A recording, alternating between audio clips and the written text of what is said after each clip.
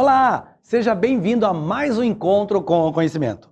Hoje, nossa aula será de física e comentaremos uma parte da habilidade 307. Será que você já foi chamado a atenção quando criança ou já chamou a atenção quando pai e mãe de não pisar no chão gelado estando descalço? Será mesmo que o chão está com a mesma temperatura diferente em relação ao tapete? Aquele do lado da sua cama? Na cadeira que você provavelmente esteja sentado ou sentada, talvez tenha materiais diferentes, como por exemplo, tecido e alguma estrutura de metal. Pegue agora no tecido e na sequência no metal. Estão com a mesma temperatura?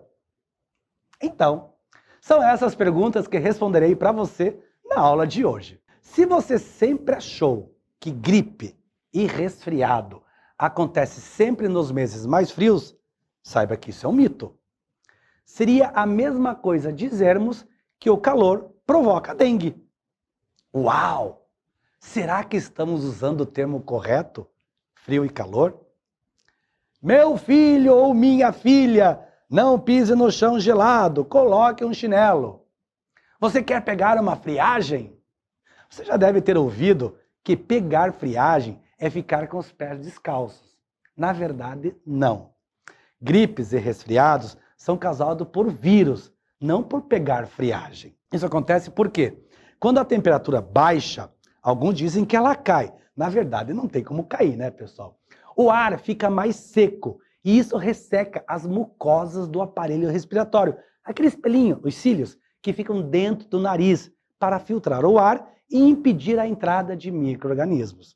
Então, esse ressecamento compromete a produção de secreção com anticorpos para a defesa do organismo. Além disso, o contato com uma temperatura muito mais baixa que a do corpo pode causar um choque térmico.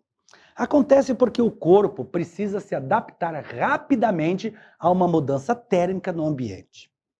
Quando isso acontece, o corpo precisa de mais energia para se manter quente. Portanto, esse esforço pode causar a queda da imunidade, o que também facilita o contágio de doenças. A preocupação tem uma certa lógica, sim, mas não na forma que foram passados para nós. Porém, no seu chinelo, o chão e o tapete estão na mesma temperatura. Quando vamos abrir uma porta de madeira, temos o trinco que geralmente é de metal e podemos ter sensações térmicas diferentes. O mesmo ocorre ao se pisar descalço no carpete em um piso de cerâmica, por exemplo. Tanto o trinco de metal quanto o piso parecem mais frios que a porta de madeira e o carpê.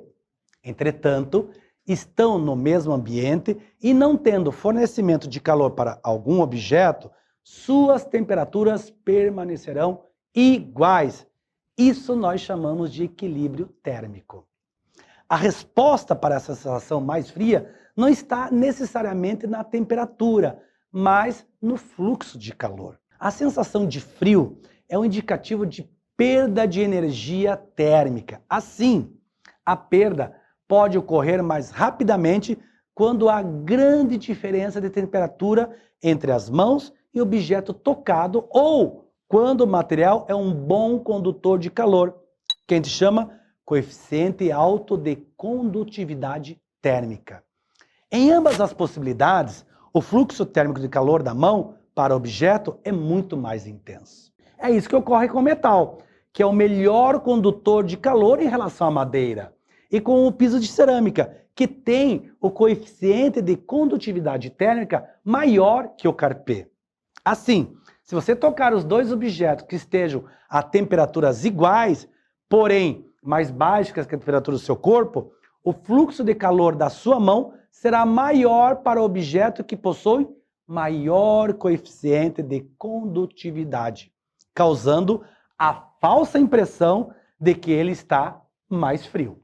Existe o coeficiente de condutibilidade térmica de alguns materiais. É um número que pode variar dependendo da unidade de medida.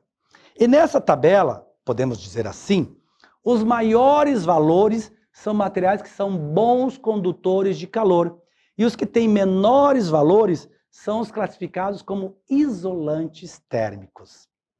Temos alguns materiais sendo bons condutores de calores, por exemplo, o alumínio, o ferro, o aço inox, cobre e a prata, por exemplo. Também temos materiais isolantes térmicos, plástico, madeira, isopor, vidro e a própria roupa de lã. Atualmente, as teorias científicas dizem que a matéria é composta por átomos e moléculas. Essas partículas estão em constante movimento, logo, elas têm energia cinética, energia de movimento. O que define a temperatura de uma amostra é justamente a energia cinética média de seus átomos ou das suas moléculas. A soma da energia cinética de todas as partículas de um corpo é chamada de energia interna. Temperatura é uma grandeza escalar relacionada ao grau de agitação média das moléculas. A unidade de medida da temperatura no sistema internacional é o Kelvin, mas é comum verificarmos no nosso dia a dia em Celsius. Já o equilíbrio térmico entre dois ou mais corpos é estabelecido quando estão a uma mesma temperatura. O termômetro clínico, aquele de mercúrio ou de álcool, é o equipamento para identificar se estamos com febre ou não. Por esse motivo que devemos deixar um certo tempo para atingir esse equilíbrio térmico, para fazermos a leitura correta do termômetro. Já o calor é a energia térmica em trânsito que passa espontaneamente de um corpo de maior temperatura para o de menor temperatura. A unidade de calor no sistema internacional é o Joule. Condução térmica. É comum assarmos alimentos em espetos de metal.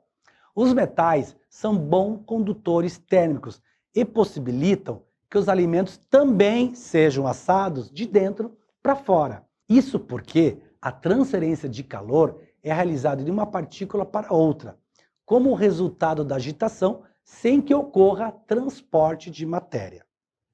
Já as outras duas, convecção térmica e radiação térmica, deixaremos para as nossas próximas aulas. Hoje foi comentado um pouco sobre as propriedades dos materiais e a sua importância.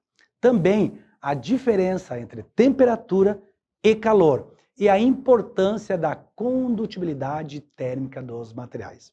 Ah, cuidado com a friagem, hein? Até a próxima. Tchau, tchau.